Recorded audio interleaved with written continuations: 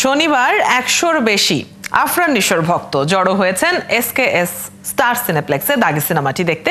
এই মুহূর্তে সেখানে রয়েছেন সহকর্মী হুমায়রা সিদ্দিকা। আমরা সরাসরি কথা বলবো তার সাথে।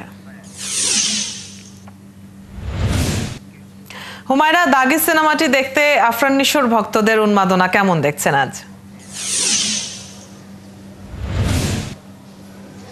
ধন্যবাদ অদিতি। ঈদ উল ফিতরে মুক্তি পেয়েছে আফরান নিশো অভিনীত সিনেমা দাগি। মুক্তির পর থেকেই দর্শকদের মনে ঝড় তুলেছে সিনেমাটি। শুধু দেশেই নয়, দেশের বাইরেও দর্শকদের মনে সিনেমাটি দাগ কেটেছে।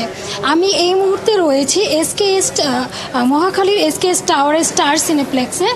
আজ এখানে দাগি দেখতে দর্শকদের উপচে পড়া ভিড় জমেছে। সেই সাথে আফরান নিশোর ফ্যান বেজের একটি ৭০ জনের টিম এসেছে এখানে দাগি দেখতে। আমরা এখন তার সাথে কথা বলবো যে আফরান নিশোর সিনেমা দেখতে এসে তাদের কেমন লাগছে। আপনাদের কাছে একটু জানতে চাই, এই যে আপনারা এতজনের একটি টিম এসেছেন দাগি দেখতে, আপনাদের কেমন লাগছে? আমাদের অনুভূতি আসলে অনেক বেশি ভালো লাগতেছে। আমার ভিতরে গর্ব হচ্ছে যে নিশো ভাই আসলে দাগিতে এত ভালো অভিনয় করেছে। আমরা এমনটাই আশা করছিলাম। আসলে নিশো ভাই আসলে আমাদের আশাটা পূর্ণ করছে। দাগি আসলে একটা ভালো একটা গল্পের সিনেমা হয়েছে, আর দাগি হৃদয়ে দাগ কাটছে।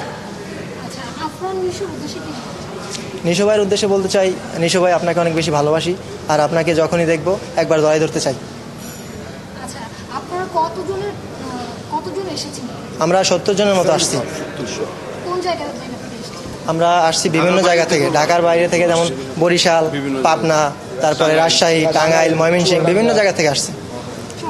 জি হুমায়রা, ভক্তদের সাথে সিনেমাটি দেখতে আফরান নিশোর কি আসার কথা রয়েছে, বা দাগি টিম থেকে কারা এসেছেন আজকে? হুমায়রা শুনতে পাচ্ছেন আশা করি। একটু সব থেকে আলাদাই হয়। তো আমাদের নিশো ভাইয়ের সিনেমা আসা আরেকটা ঈদ। আমরা সবাই উৎফুল্ল, খুবই উচ্ছ্বাসিত। দিদি, আপনি জানতে চাচ্ছিলেন যে কারা এসেছেন দাগি দেখতে। এইখানে অনেকেই এসেছেন, তবে দাগি টিমে আফরান নিশো সহ দাগি টিম কিছুক্ষণের মধ্যে এখানে জয়েন করবে সিনেমা দেখতে।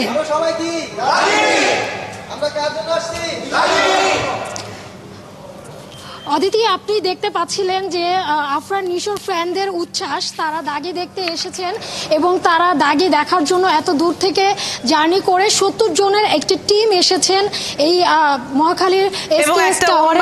লক্ষ্য করা যাচ্ছে তাদের মধ্যে, যেমনটি আমরা দেখছিলাম। হুমায়রা, ধন্যবাদ সেখানকার খবর জানিয়ে দেবার জন্য। দর্শক, সহকর্মী হুমায়রা সিদ্দিকা আমাদের সাথে যুক্ত ছিলেন এতক্ষণ।